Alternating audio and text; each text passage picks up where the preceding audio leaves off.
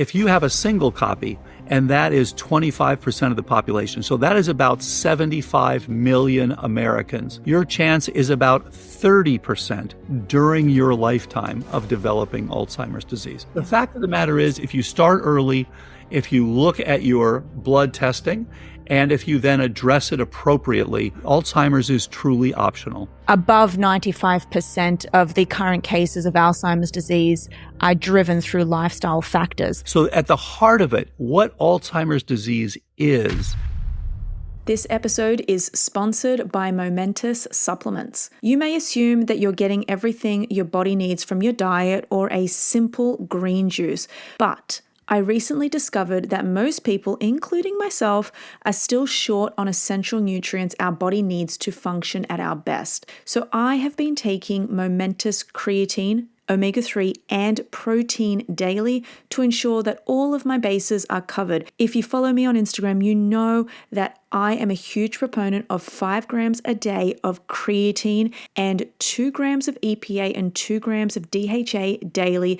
And according to my body weight, I am doing 110 grams of protein per day. Now, supplements can feel like a dirty word, and navigating the space can be daunting due to the lack of trust and transparency. But I've come to learn that I can trust Momentous. This is why I'm actually an advisor to the company. And Momentous makes the decision so much easier for me because my trust in the products are very, very high due to their dedication to working with the best, from their collaboration with experts to their unparalleled commitment to only using the highest quality ingredients possible. And also they have invested heavily in their third-party testing. So there's a reason why the world's best athletes and experts use and help develop Momentous products.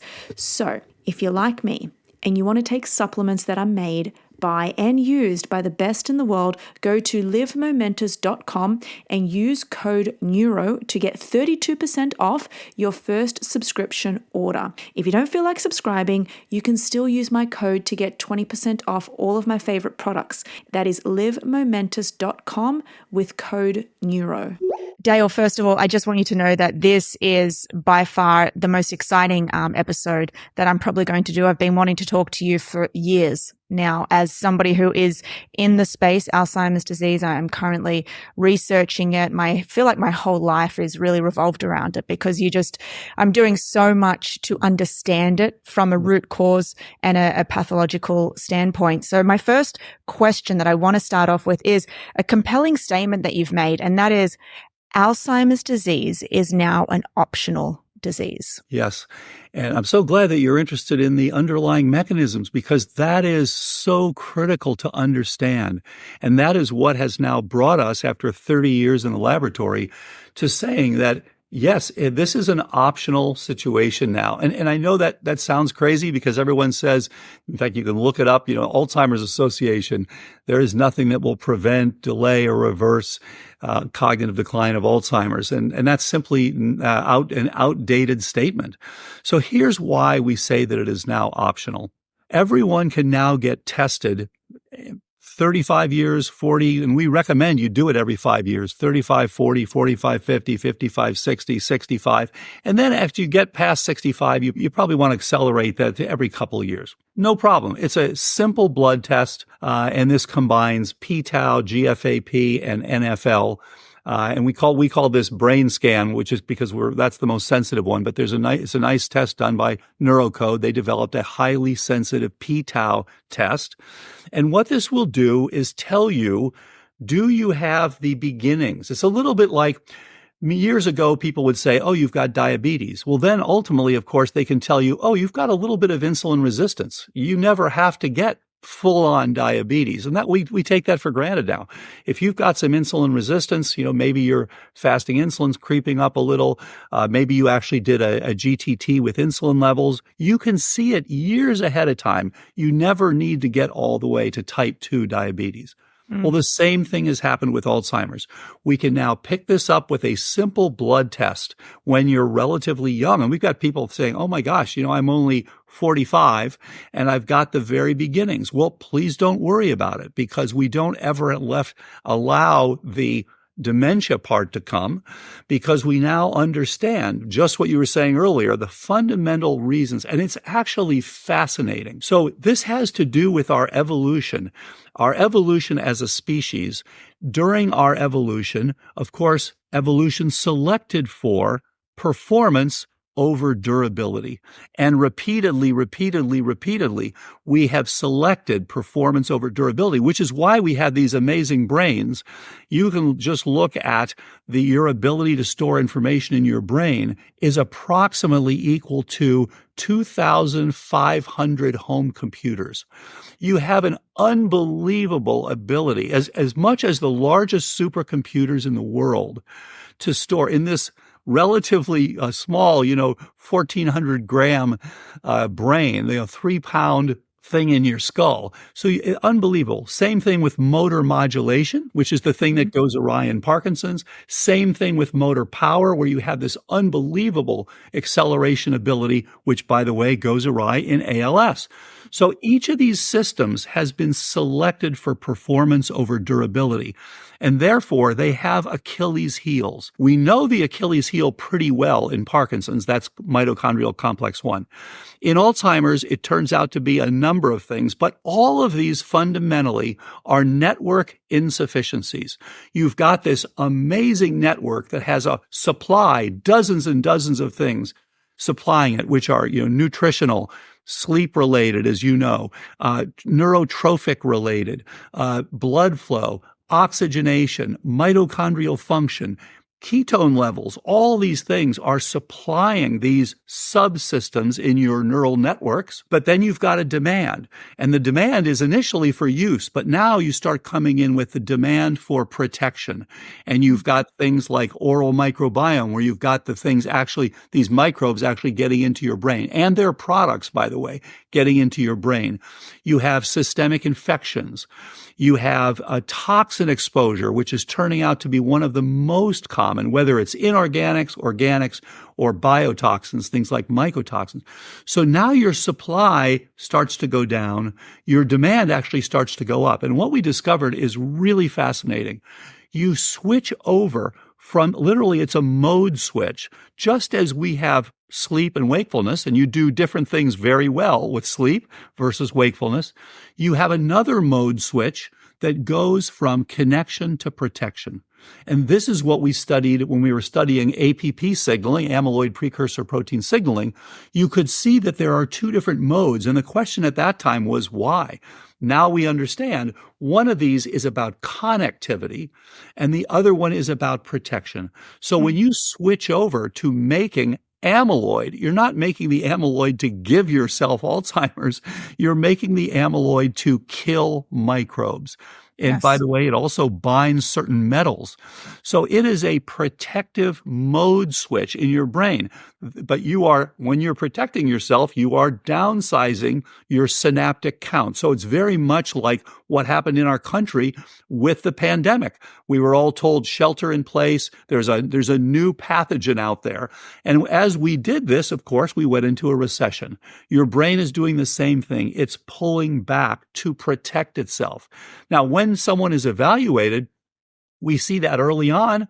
We can flip the mode back. We can find what's causing that, and people do well for decades. And by the way, we just published a paper. It's now out, showing over a decade of sustained improvement of people with Alzheimer's, which has never been published before.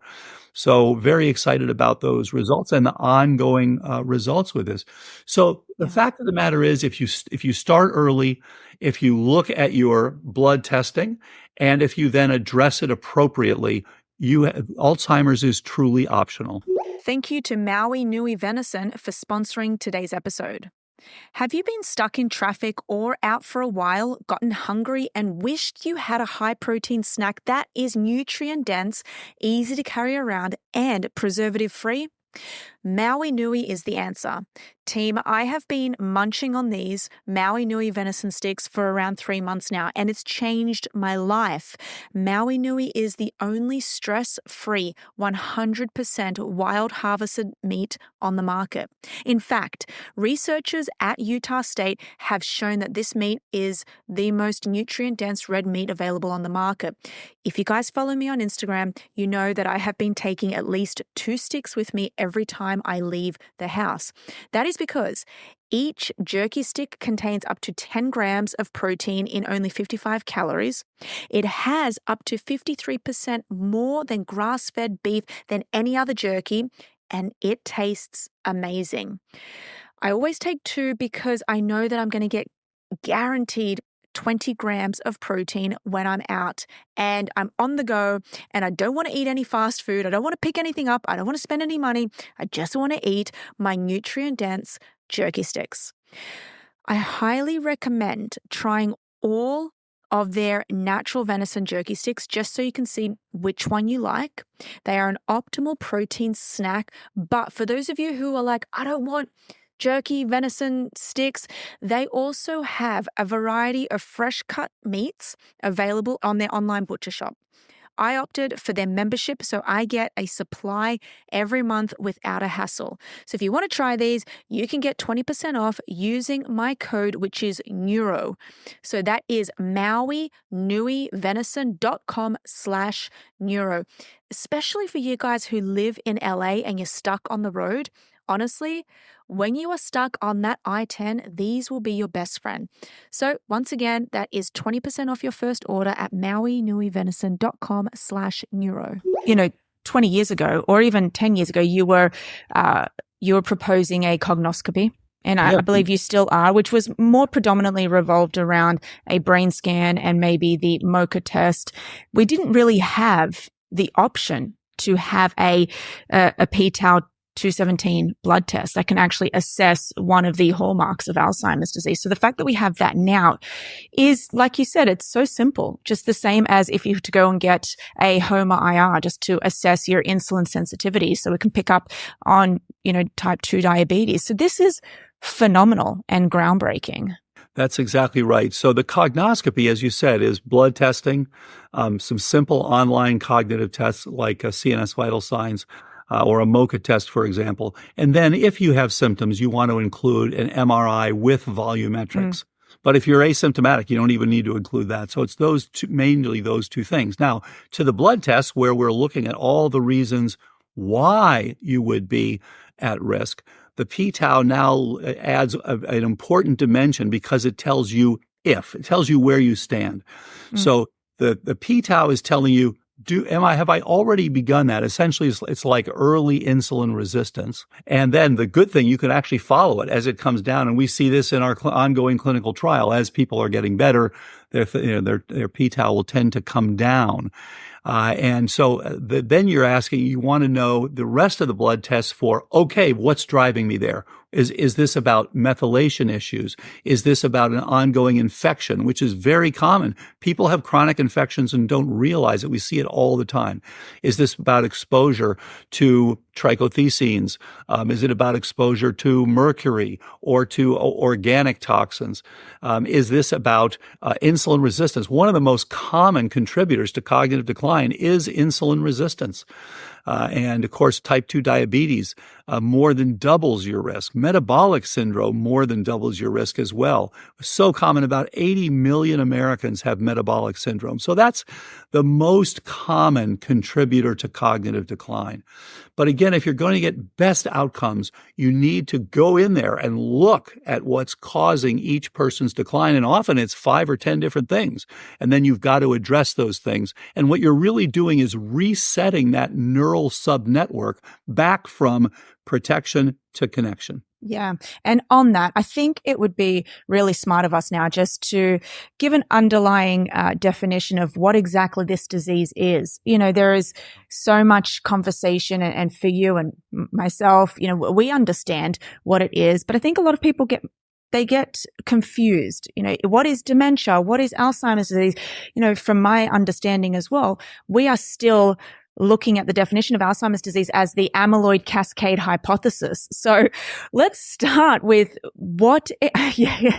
exactly, because you've actually mentioned so many times that amyloid is an antimicrobial peptide, and we'll get into that as well. But let's start with, what is this disease? Yes, great point. So what this disease, again, as I mentioned before, you've got these different sub-networks. Neuroplasticity network, which is what goes awry in Alzheimer's. You've got the motor modulation network. You actually use a tremendous amount of energy to fine-tune your movements. And you see that with Parkinson's, that goes awry.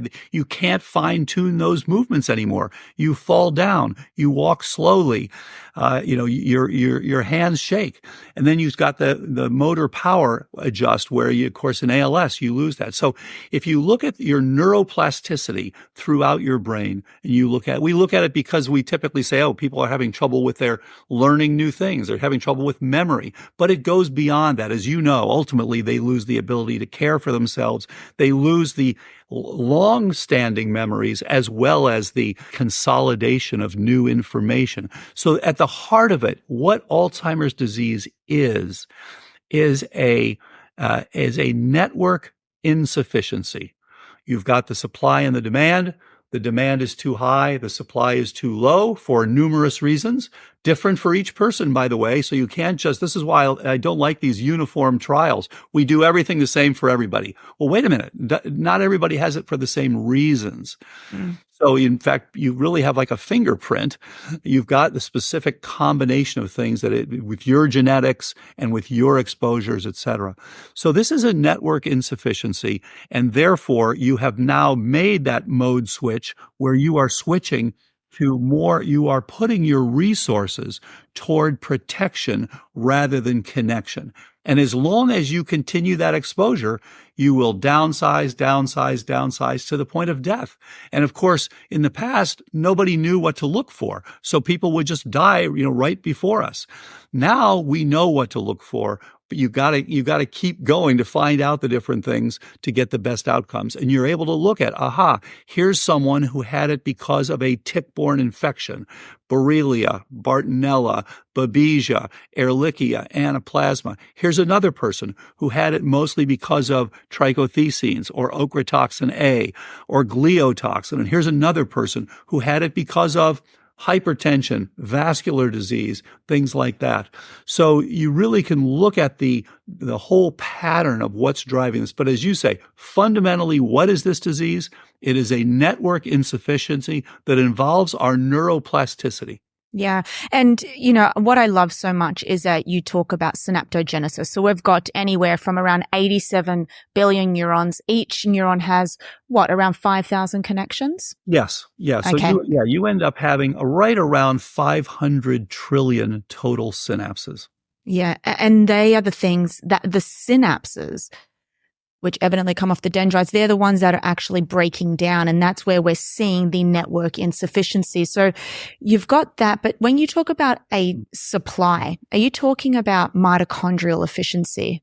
Yeah, great point. So what does it take for these things to be supplied? As you know, you've got about 2.5% or so of your blood flow, basically 750 milliliters per minute blood flow going to your brain. But you're using about 20% of all your energy is going to your brain. So it is a very energetically rich, demanding region of your body. And so what happens is when you're supplying it, first of all, what do you have to have? These are things are all like looking at what does it take to run a country or run a big company. Number one, you have to have the blood flow.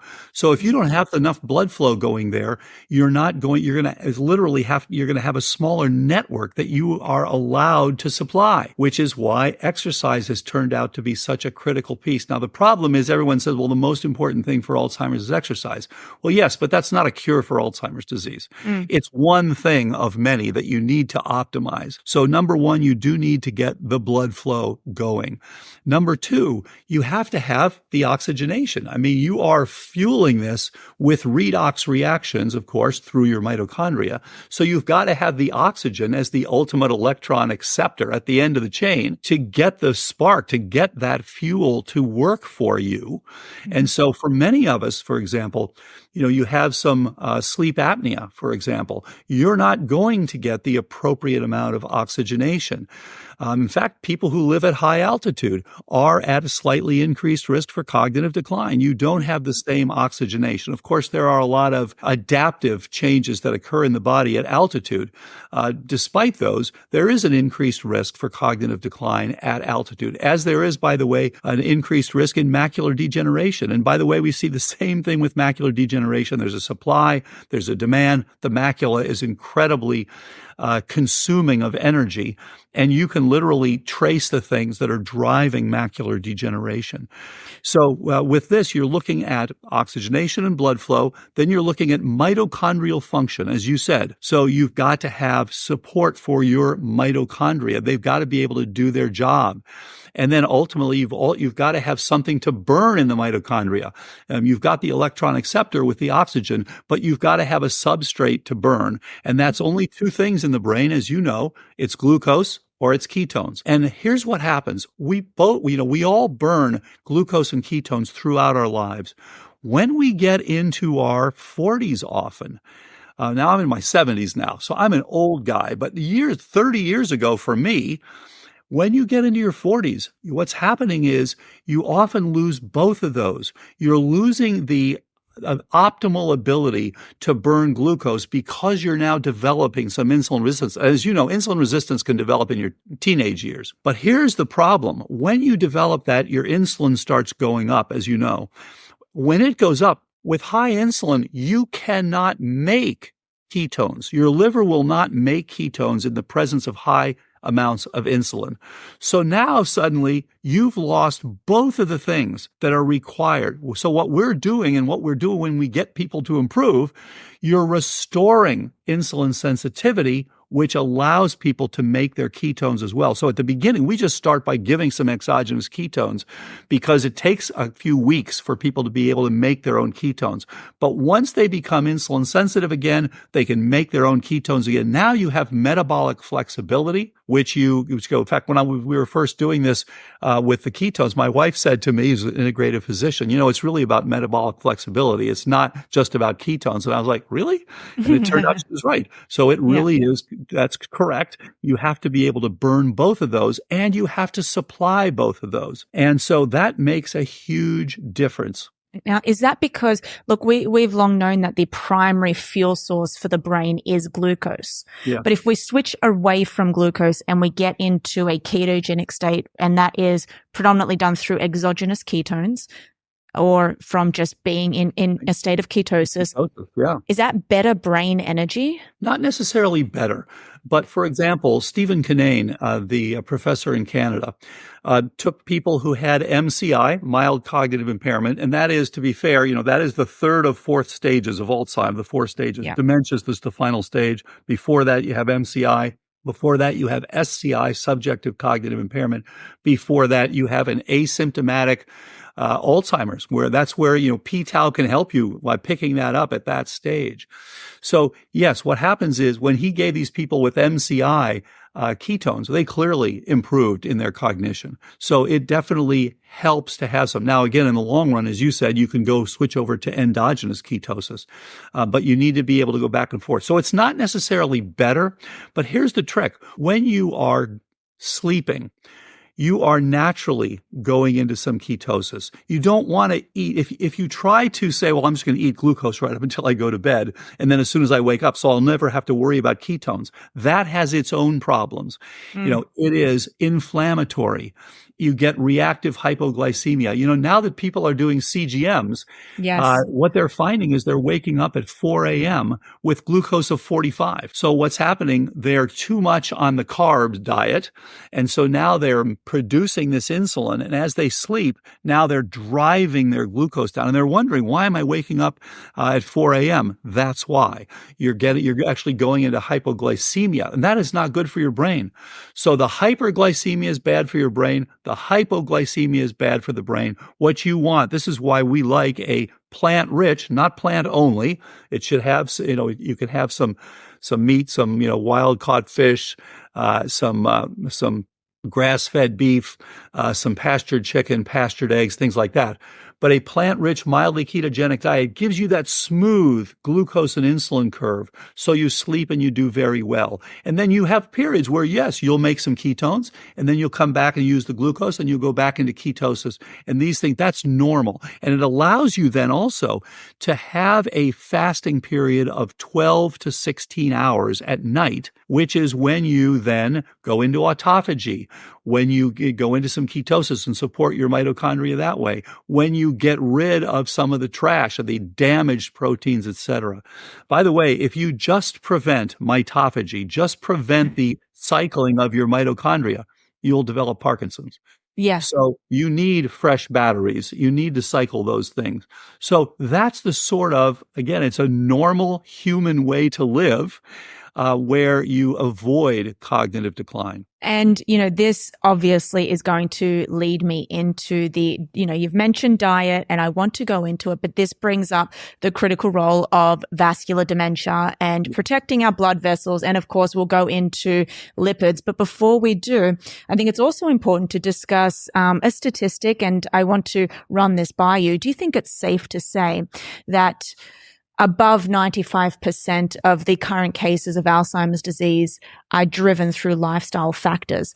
And if that is the case, then can we open up the conversation of APOE4? Yeah, it's a great point. Well, for sure, APOE4 is the most important and most common genetic risk for Alzheimer's disease. And of course, you saw the paper just a few weeks ago that came out that suggested that everyone who's homozygous for APOE4, and that's 2 million Americans, that's 7 million Americans, about 2% of the population. It's almost 7 million Americans, that everyone will get Alzheimer's. And I think that the problem with that study is it didn't look at people who were actually doing the right thing. Yeah. So if you're doing the right thing, in fact, none of those people should get Alzheimer's.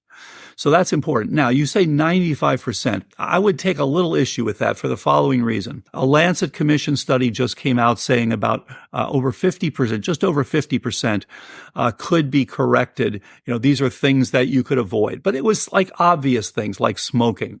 Duh, we get that. Smoking is going to increase your chance. It's constricting your blood vessels. It's giving you more damage to your brain with the various pollutants. It's giving you more poor blood flow to your brain. I mean, on and on and on. It's all that sort of stuff. But that's an obvious one. So the problem is that there are many people where, yes, they may have these as an underlying, but then they also have chronic infections or so pathogens and toxin exposure. So we think in terms of the basics. We look at, the basic 7 things that you can do to improve your cognition. And then with the specifics to you, which are, do you have specific infections? Do you have specific toxin related things? And then there are things related like stress. And of course, stress you can put in the lifestyle group. So I would say these combine. But I would say more like in terms of lifestyle, about 80% can be attributed. Wow. Whereas you do have people with infections and you do have people with toxins. You've got to identify those and remove those. Now, there's one caveat here, which is pretty interesting. Christine Burke, a doctor who is over here in Sacramento, and I call this Burke's Law. She first pointed out that if you simply do all the basics, the lifestyle things, and optimize the insulin sensitivity and your sleeping and your stress levels and all that, you buy yourself 9 to 12 months of improved cognition. That gives you 9 to 12 months to look for the infections and the toxins and things like that. If you can then hit those, you will sustain your improvement and often enhance your improvement. If you don't identify them and they're there, you will, after that 9 to 12 months, now you'll start to tail off. So I on the one hand, it's important for people to understand that, yes, lifestyle things are critical. But on the other hand, it's important to recognize, but by themselves, for many people, they will not be a sustainable improvement. They'll give you some period of time. So what we encourage people to do is do those basics. And then after you've done those and you've improved, start looking for, let's make sure that you're not missing any of the various infections and toxins and things like that, because those are the ones that when you combine them will now give you a lifetime of good cognition. Yeah. Before we go into toxins, I just want to understand the risk of having one allele of APOE4 or 2. I believe, what are we at now? Is it, what percentage of the US population or global population has, 2 genes? Because that's the one that I think people still don't understand too much about. I just had somebody yesterday, who came back positive for APOE4, E4. I myself am part of the average. I'm an E3, E3. Kicking myself. I wish I was an E2, E3, but that's okay. So let's talk about APOE4. Yes. So, and so I'm a 3-3 as well, and my wife is a 2-3. So I said, Oh, I'm so I hope I'm going to envious. do enough things right that you're not having to care for me here, because she's at the lowest risk.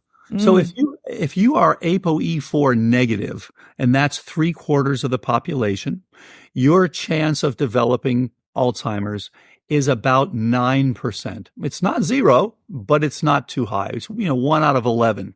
If you have a single copy, and that is 25% of the population, so that is about 75 million Americans, your chance is about 30% during your lifetime of developing Alzheimer's disease. But you can drive it to virtually 0. If you check these things, you get your cognoscopy, get your brain scan, do the right things, this should be something you don't have to worry about. If you have 2 copies, and that is 7 million Americans, it's about 2%, 2.25% of the population, almost 7 million Americans. Your chance is well above 50%. It depends on other genes then, between 50 and 90%. But the recent paper showed that by the time you get to 80, you're up at about 88%. So their argument was, you're going to get Alzheimer's. And again, I think it's a little misleading, because they're looking at just a population which is doing standard American diet and standard American lifestyle. Well, yeah, that's a problem. So that really is showing us how poorly we are living these days. Oh, yes. But beyond that, we also want to look to see. And so I'm dealing with a lot of people, about 10% of people, of all the Alzheimer cases, 10% of them will be APOE4/4s. And we have now an increasing number of people that will find out when they're 45. Oh my gosh, I'm a 4/4. I'm so worried. Please don't worry. There's tremendous amount you can do. Let's get you on active prevention and treatment, and you can do just fine. And of course, you may be familiar with Julie G., who's the founder of APOE4.info. There are over 8,000 people on the website. It's APOE4 positive individuals, both heterozygotes and homozygotes, and they share information about what everybody's doing, and they're getting some wonderful results. And the vast majority of them are on some version of the protocol that we developed years ago, addressing those things: diet, exercise, sleep, stress, brain training, detox, some targeted supplements, and then looking for infections. And in fact, Julie has written about this herself. She conferred with me years ago and said, okay, things are kind of backsliding a little after she had problems in her late 40s, done better, went for several years. She had basically followed Burke's Law, although she did better for more than just 1 year. And then she turned out to have babesia. When that was treated, boom, doing well again. And then she turned out to have some mycotoxin exposure. And when she's treated those, she's done absolutely beautifully. She's now been on this approach for over 12 years. And by the way, she started it on her own. She said, okay, I probably should be looking at these things. And before she ever contacted me. So she had already done well when she first contacted me, and we started discussing. And she actually wrote a part of the second book, The End of Alzheimer's Program. So she wrote the handbook part of that with my wife. Yeah. So she's done, beautifully. It's a controversial topic, I think, because a lot of people are scared to get their genes tested. I am, on the other hand, in my honest opinion, I am advocating for everyone to do an APOE4 genetic test. And, if it does come back and you do have some form of anxiety about this, you can get genetic counseling. But there are some people who believe you don't have to get it. A lot of physicians as well don't think that you need to be tested for it, since it's just a risk factor gene. I'm on the end of, I think we should know. I think we should know if the bus is coming towards us so we know we can get out of the way. You can absolutely get out of the way. And so, this is like saying, don't bother to get a chest x-ray until you have lung cancer, or don't bother to get an EKG until you've had a heart attack. I mean, it doesn't make any sense. So what's happened is, because there has been nothing for physicians to offer over the years, everything is backward. They say, don't check your APOE status. And that, by the way, that is still the standard of care. Don't check your APOE4 because nothing can be done about it. That's allowing the deaths of millions of people needlessly. So yes, you're right. Everyone should find out what they are. And typically, you don't have to do it when you're a teenager, but 35 to 40 in there, find out your status, get on active prevention if you're positive, and don't worry about it for the rest of your life. There are people who are 100 years old, documented, 100 years old, APOE4 cognitively intact. So it can be done. And the more you start early, do the right things, the better chance you have. Then they say, oh, you got to remove your amyloid. Well, the amyloid invests the blood vessels, as well as, of course, it's there to protect you. And you've got pathogens coming through the blood vessels. So it's basically slapping on there, and it has an effect that's a little bit like patching a tire. So no surprise, when you rip it out of there, the blood vessels bleed. And they just reported a couple of more deaths with one of the anti-amyloid antibodies. Was that donanemab? That one was Leqembi. They just reported those a couple of days ago, and they reported deaths with that earlier as well. From brain bleeds? Brain bleeds, yes. And so, what they say is, we've got to learn to manage ARIA. No, you have to learn what Alzheimer's is all about and do the right things to treat it. I do think there's going to be a time and place for small amounts of these anti-amyloid antibodies. Once you've done the right thing, you've cleaned up the inflammation, you've gotten rid of the things that the inflammation is there for, you've gotten rid of these various pathogens, you've flushed out the toxins, you're insulin sensitive, you're metabolically flexible, all things are good. Now, yes, the amyloid is sitting there waiting. It's like putting your soldiers in a fort. They're waiting for the next attack. You can slowly move. You can take the garrison away slowly, just like you're going to move out of another country. You no longer are under the attack you were, so you don't have to leave them there. But ripping them out with these high doses and doing that as a monotherapy, it is barbaric. I mean, this is very outdated thinking that has led to this. This is something that, we talked the 1990s, people said, maybe amyloid is causing the problem, and let's rip the amyloid out of there. That just simply has not worked. So looking at all these other things, recognizing what this disease is, which is why I mentioned, you're interested in conceptually how this works. That's what leads you to the best outcomes. Correct. It is barbaric, and it's barbaric to me that the interventions that we now know, which you've mentioned, I think at the top of it, you've said quite often, you bring up the numerator and the denominator, but I think if we were to look at a tree and look at right at the top, I have a feeling from everything I've read in your wonderful books, and the one I'm sure that you've got coming up, you'll mention this, is we have to control inflammation, really. Yes. So here's the thing, because people jump on this, we've got to control inflammation. And you're exactly right. And by the way, the amyloid that we vilify in Alzheimer's is part of the inflammatory response. So it is part of your innate immune system, the evolutionarily older part of your immune system's response to insults, to these various pathogens. And it can be viruses like HSV1 or HHV6A. It can be parasites. It can be fungi. Interestingly, Candida yeast has been found in the brains of some patients. It can be oral microbiome, as I mentioned earlier. Periodontitis.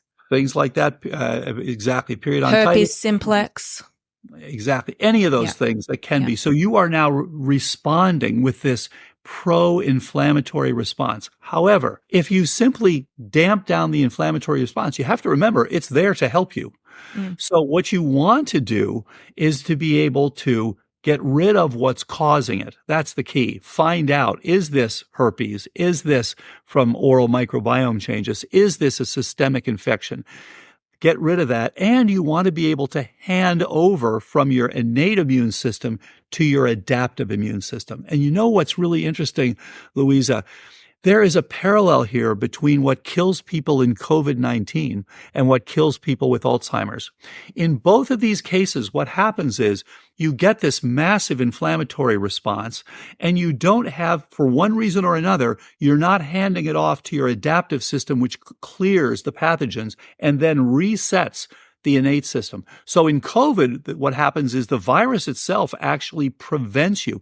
It inhibits your interferon response so that you now don't see the virus until relatively late. And so what happens? Cytokine storm, and you die of cytokine storm.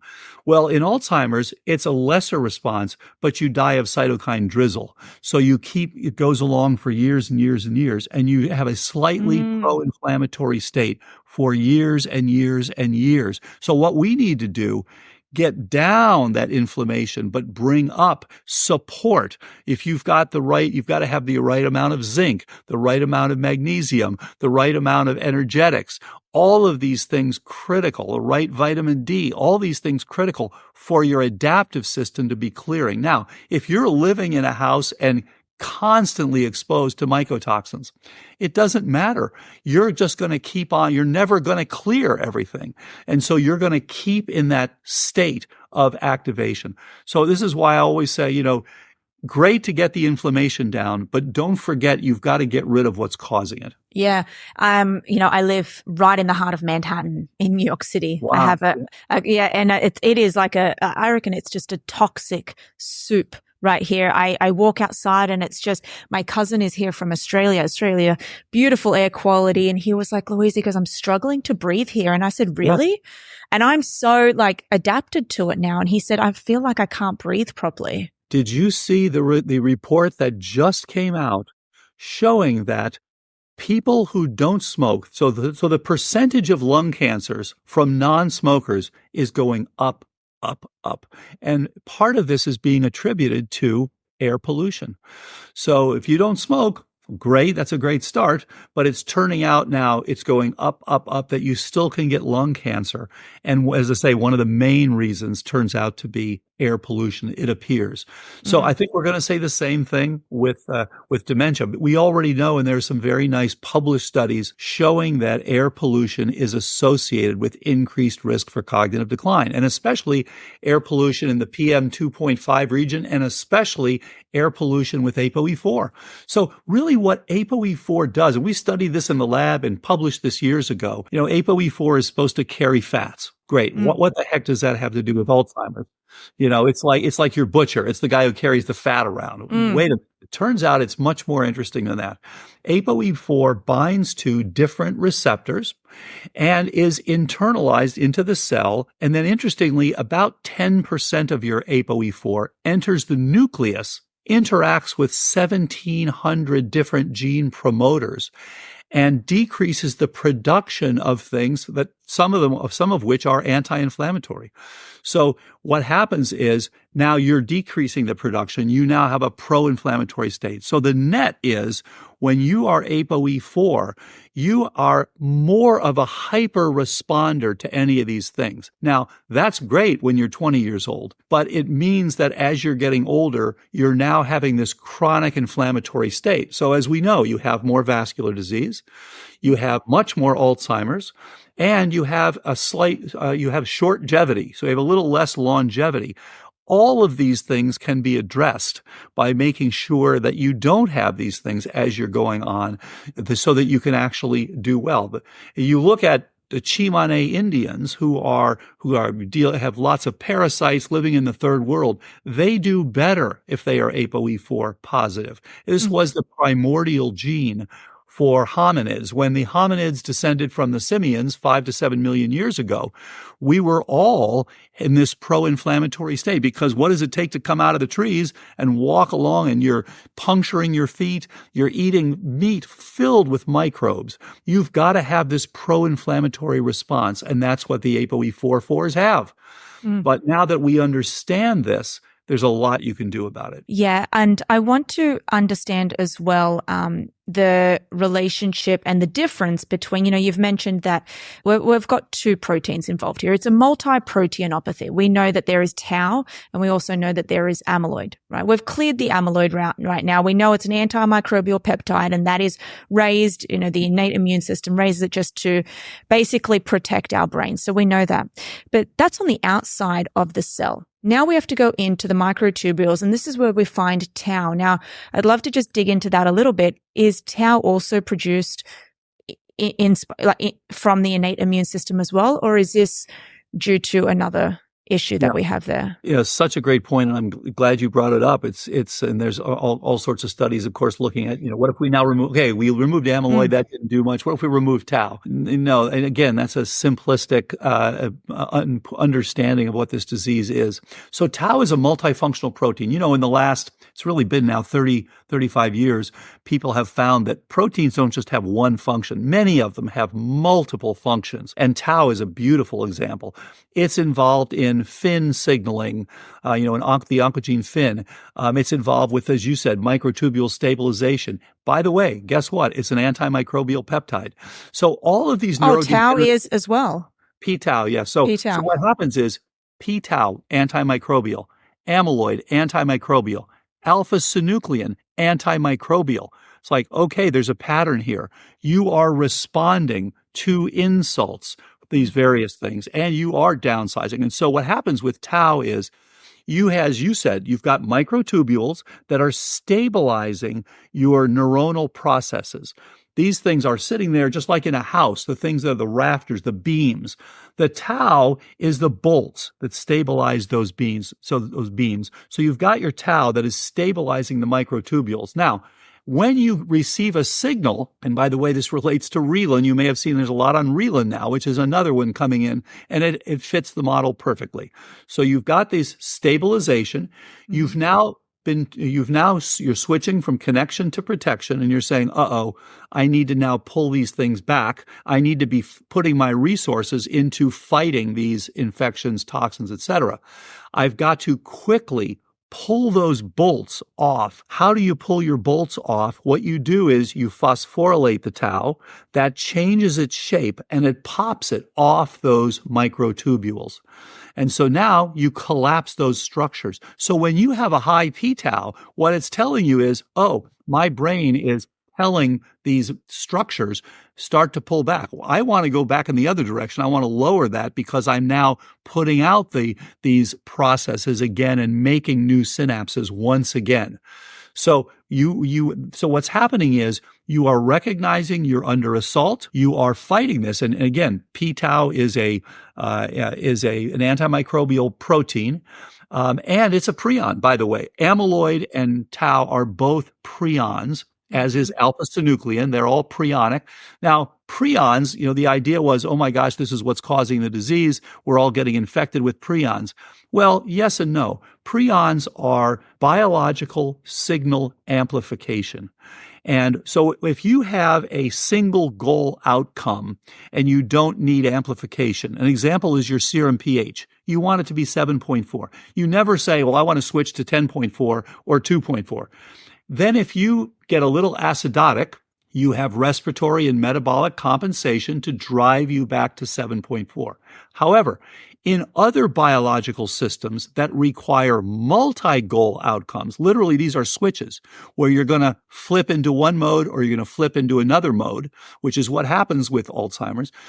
Then what happens is you have positive feedback, and that is prionic loop. So your prions are biological signal amplification. And a good example would be DIC. When you go into disseminated intravascular coagulation, you have got to make clots quickly. If you cut your finger off, if you're a cave person and you cut your finger off, you've got to clot quickly or you will die. So you switch into a mode of clotting and then you reset. Of course, if you don't reset well enough, you get pulmonary emboli and things like that. So you're going back and forth between clotting and then declotting and blood flow. And the same thing occurs with this. You're going back and forth between connection and protection. And so you're pulling back. And that's what p-tau is doing for you. It's fighting those microbes. it's popping off, and it's allowing you to collapse your neurites. So that's primarily in the axon of the cell. Yeah. So microtubule associated. These are in the axon, but as you probably have seen in Alzheimer's, you actually see a quote, mislocalization of tau into the dendrites. So, these things are all, again, I don't like the idea of misfolding. It's alternatively folding. It's doing its job. And the same idea with mislocalization. Well, when you say mislocalization, you're really talking about disease-associated localization. But that's not mislocalization. That is responsive to insult localization. And that's the case with tau. So you're changing states so that you can deal with an insult.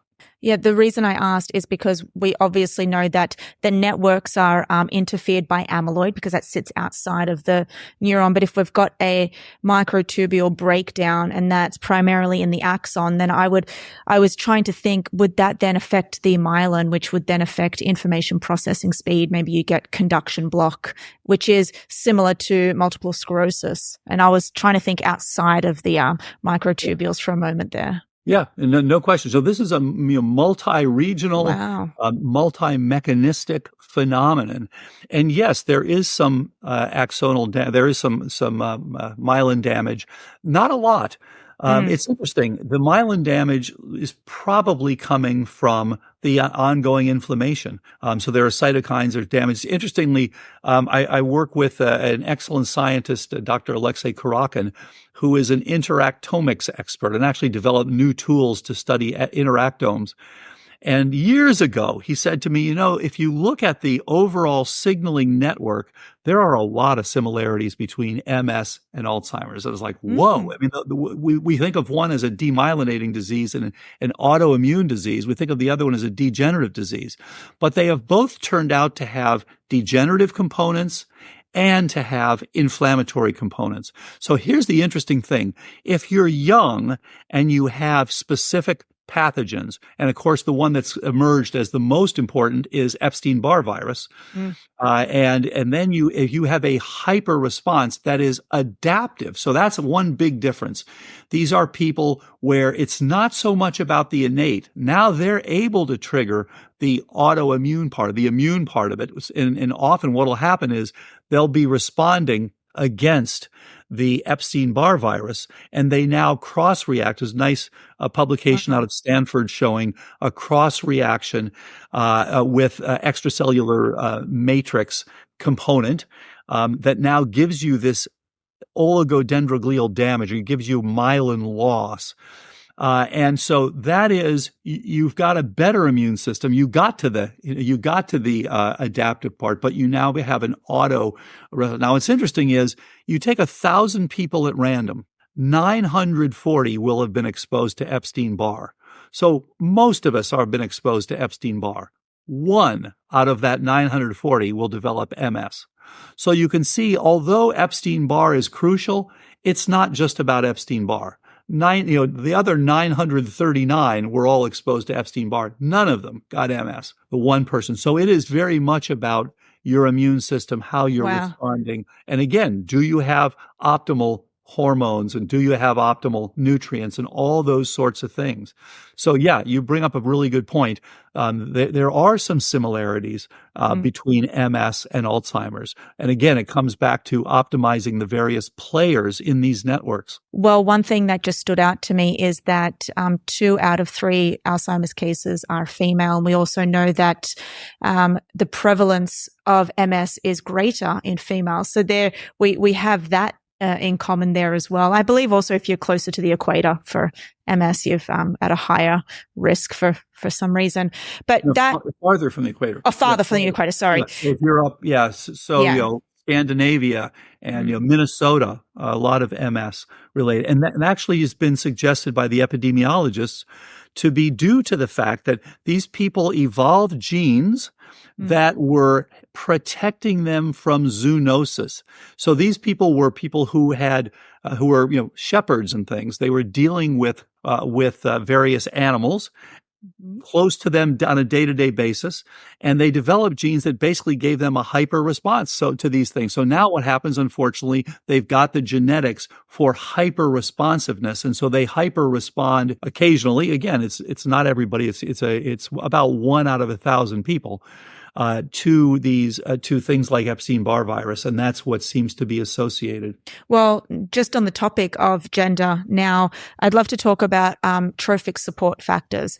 And you've mentioned this as well as we need that to supply to help with the demand issue. And we're now hearing a lot about the menopausal brain. I know Dr. Lisa Mosconi has, she's presented a beautiful paper that came out not long ago, published a paper that showed the first ever, it was an imaging study to show that we now have estrogen receptors in the brain, in the postmenopausal brain. Yeah. Yeah. Yeah, great. It's a great point. And of course, Dr. Roberta Diaz-Brinton has been working on this for years. Dr. Anne Hathaway, Dr. Felice Gershon, as you mentioned, Dr. Lisa Mosconi. This is a huge issue. And of course, as Maria Shriver tells all of us, this is a woman-centric disease, Alzheimer's. And you made a really good point.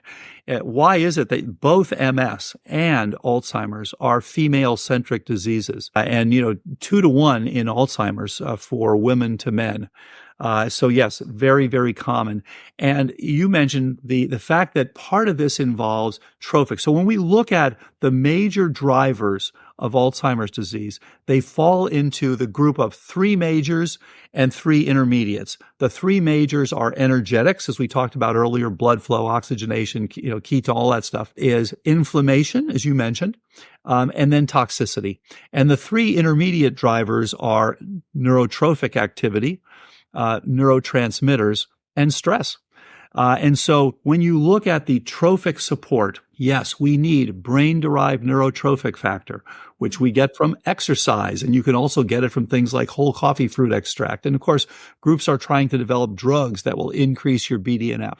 Nerve growth factor, critical for your cholinergic input. And cholinergic input is the major early damage from Alzheimer's is in those cholinergic nuclei in the brain, and they're involved with memory. And so I break down the things that are trophic for your brain are in 3 groups. It's the growth factors like NGF and BDNF that we just talked about. It is hormones. Estradiol. You can, as we were studying the molecular biology of this in the laboratory, you can actually trace the molecular pathways from estradiol binding to estrogen receptor, entering the nucleus, altering the transcription of hundreds of RNA species. And one of the things that does this is it increases the one that cleaves the APP to put you on the synaptoblastic side, on the connection side. So that so-called alpha secretase increases due to estradiol's effect on the DNA.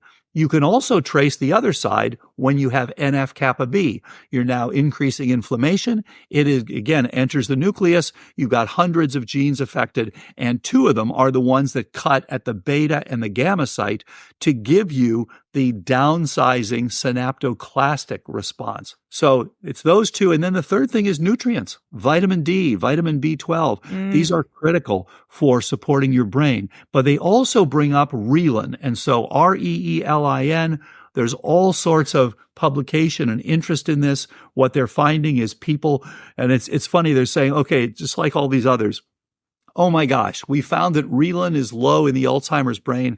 Let's give them reelin. Well, why is it low? It's low for the same reason your p-tau is high, because your brain has recognized that it is shifting from connection to protection. So reelin is all about connectivity. You're downsizing the things. Your SAPP alpha goes down. Your A beta goes up. This is a mode switch. So this overly simplistic idea, just give a bunch of reelin, that'll probably help. It's not understanding what the disease actually is. So what happens is reelin is a protease, so it's like a molecular scissors, that is involved with interacting with the extracellular matrix to allow mobility. So it's a little bit like the machete. Let's say you're in a dense jungle, someone's in front of you with a machete, clearing your path. That's what Relin is doing. So when you're developing, your neurons are literally migrating. But after you've finished with that, now your processes are migrating. And in both cases, it takes the high Relin to allow that. Now, as they say, oh, if your Relin is high and you got amyloid, you're still in good shape. Yes, of course, because your amyloid is now sitting there in packets. It's like putting the soldiers in the fort again. You've still got the ability to go through the jungle and to make those connections. So everything's working. Yeah, you should in the long run think about, decommissioning your garrisons and getting that amyloid out of there. But you're able to make memories. You still have the synaptic plasticity present because you've got that high Relin. So it's telling you the signaling, your SAPP alpha is going to be high as well. You are still able to make those connections. And how would you essentially, I know you've written about reversing Alzheimer's and you've taken people, who have been in that state to reverse it and not being in that state anymore. How would you even go about, clearing the amyloid? If you've got without going to lecanemab and donanemab, how would you can you clear the amyloid through therapeutic purposes? Yes, and it takes some time. You have to remember it's a very long-acting peptide. Yeah. And also remember, it is in multiple forms. So there's, amyloid 39, 40, 42, 43. The major species are 40 and 42. And so people look at 42 to 40 ratio. The 42 is more antimicrobial, but it's also more antisynaptic. That's why the 42 is more, quote, toxic to your brain. It's trying to clear those microbes. But then this stuff will become polymerized. It will literally go into these big aggregates, which are not very toxic. Again, it's like putting your soldiers in the fort. It's when they come out of the fort, they're fighting. That's the problem. That's when things are going to now start downsizing. So you can clear this over time. Curcumin binds to it very tightly and will slowly clear it. Now, it's going to take time. Of course, it's going to take years, but you're slowly downsizing. While you're doing that, you make sure that you don't have a pro-inflammatory state, and you'll do very well because you won't have it in the more downsizing, more damaging form. Make sure that you don't have a pro-inflammatory situation in your brain. In other words, that's why make sure that all these factors are aligned. You've got your BDNF, you've got your NGF, you've got your estradiol, your testosterone, your vitamin D, your blood flow, your mitochondrial function. In other words, you're sending the signal to your network, I'm okay. I'm able to, you can go ahead and put my resources into synaptic plasticity and away from protection. I'm not dying from microbes coming from my mouth or the rest of my body. And you can remove it with curcumin. You can remove it bacopa, ashwagandha, all of these things. Cat's claw is a nice one that Dr. Rudy Tanzi from Harvard showed a few years ago, is another one that helps to remove this. But, what you'll see is the same thing. The things that help to remove the amyloid are things that are anti-inflammatory because you're saying, okay, get the inflammation down and you can begin to remove these. Turmeric, which of course is where the curcumin comes from, is very nice for this. So there are multiple ways to remove this. I love that you brought up turmeric because I also know that it inhibits NF-kappa B. Exactly. It's a nice anti-inflammatory. It's wonderful. All right. So let's talk about some fun things. Okay. Instead of being all doom and gloom, let's talk about, everyone's loving saunas. Is there any correlation between, I guess, amyloid clearance with this, or are we just mainly talking about, blood vessel perfusion? Well, multiple things. A lot of it, what we're talking about is detox. And what's happened is, again, as I said, everything is backward in the Alzheimer's field because there was nothing that could be done. And so everybody just focused on this one thing. It's amyloid. Let's get the amyloid. And so they'll often just intersperse one for another, and they'll say, amyloid,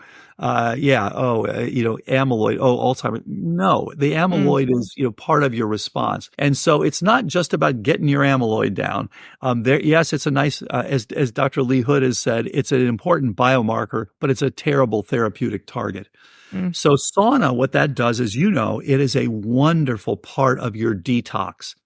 Great study out of Finland where people who did saunas several times a week had a much lower risk for cognitive decline than the ones who just did it once or twice a week. They didn't have it in the study because this is a common thing to do. They didn't have people who had 0 times a week. So they just looked at the ones that did it rarely versus the ones who did it commonly. Huge difference in their risk for cognitive decline. So yeah, as you say, so many things. It's sauna.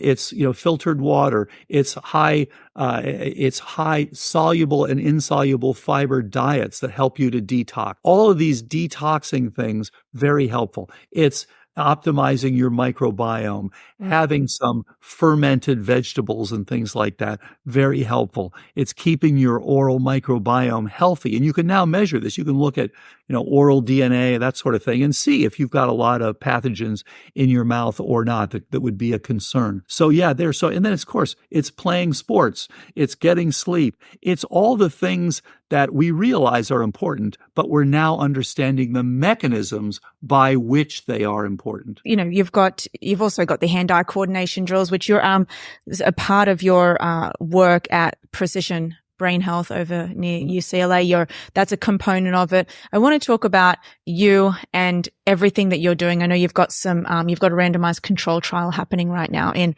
6 different sites. Yes, very, very excited to be working with 6 absolutely outstanding physicians. Dr. Craig Tanio is down in Hollywood, Florida. Dr. Nate Bergman, who's up in Cleveland, Ohio, just outside of Cleveland in Rocky River. Dr. David Hasse, who's in Nashville. Dr. Ann Hathaway, who's right here in Marin County, California. Dr. Kat Toops, who's in the East Bay, and Dr. Christine Burke, who's just outside of Sacramento. So all fantastic integrative physicians, and all getting good results with their patients. So we're in the middle, a little bit more than halfway through the trial. It should be published next year, 2025. So very excited about that. And the interim evaluation looks very positive. So we're very excited about that. So as you say, lots going on. Yeah. The new blood tests with p-tau. Yeah.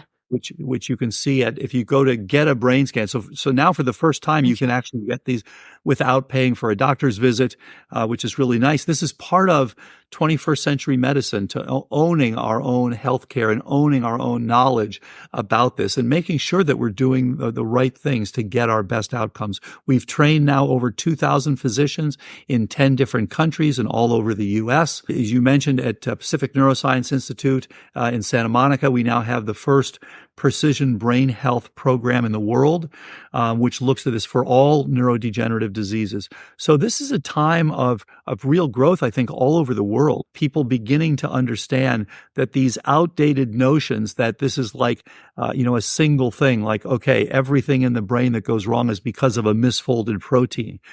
This is really an outdated concept. And looking at these as network insufficiencies, looking at these as we are now optimizing these networks, this has given much, much better outcomes. I actually, did have a question, based out of work from UCSF, Dr. Dina DeBell, who is talking about Clotho. And I wanted to know what your take is. Look, it's remarkable. One of her trials with, the gene Clotho and how it can help with Alzheimer's disease patients. Yeah, this is another very interesting one. And I remember very well when she discovered that and first published it when she at the Gladstone. And yeah, it's a very interesting genetic phenomenon and is something that is going to be interacting with the same network. It's less clear, as you know. It's something that acts in the kidneys. It has an effect on phosphate related metabolism. It does seem to have a trophic and anti-aging response. Of course, it was initially shown to be an aging-related gene, and she was the one who actually showed that it is related to cognition as well. So it's a fascinating story, and I look for more work coming out from her and from others on developing therapeutics around how do we increase Clotho. I think you and I need to do a part 2 to this. We're actually involved in the Alzheimer's Awareness Day together. So I just want to keep talking to you. I know that there is just so much to talk about. So we're definitely going to be doing a part 2, part 3. And you have another book coming out I've got your book. I've got all your books on Audible and I'm always listening to them. And I think they're incredible, the stories that you tell. But you now got another book, which is coming out on March 25th next year, what else could you possibly write about? So, so that's a great point. So the idea was, as we studied what happens, what is neurodegeneration about? It's always been clear over the years that neurodegeneration is somehow related to aging. Your chance of Alzheimer's is much higher at 80 than it is at 60, much higher than at 60 than at 40. Although interestingly, the area that's the region in terms of age that's going up the most rapidly are the young people. The year-over-year increases in Alzheimer's diagnoses is mostly now in the 40s and 50s. Is striking. We never saw that when I was training way back in the 1980s. So understanding relationship, and as you know, everything now is about anti-aging. Now you can measure biological age, you can reduce it. We're looking in our trial, are we reducing brain aging in these people? And there's this interesting and intimate relationship between brain aging and brain degeneration. They're not identical, but they are cousins. They are closely related. And so this book is about brain aging and what's the relationship between degeneration and aging and how all of us can make sure to keep our faculties to 100, to make sure that we can look at. So it's called Ageless Brain, and it's looking at, so many people, and I hear this all the time. We saved our money. We were going to go on trips. We were going to have a wonderful life as soon as, my partner and I, whoever that happens to be, we're going to retire at 65. But at 61, my wife or my husband or my partner developed cognitive decline, and we're never going to be able to enjoy those trips. So now, just as it is optional about getting Alzheimer's if you start early and look at this, the same sort of thing, you can optimize your brain aging. You can reduce your biological age, as you know now, and that's been published by a number of groups like Kara Fitzgerald, for example. You can do that, and we can understand better and better about how to do that. So it's a manual for people who want to have improved brain aging. Oh, I cannot wait for that to come out. We're definitely going to be able to do an in-person podcast when that comes out, Dale. For everyone who wants to find you, I'm going to link everything, all of your resources, everything about you below. I just want to say thank you for the work that you're doing, the public education you're putting out there, your books and all the trials you're doing just to tell the world that this is a preventable disease, that we have a chance no matter what the genetic risk factors are. And you're really a pioneer in this space. So thank you so much for being part of the Neuro Experience podcast. Great to talk to you, Louisa. I look forward to future discussions, and thanks for all the great work you are doing.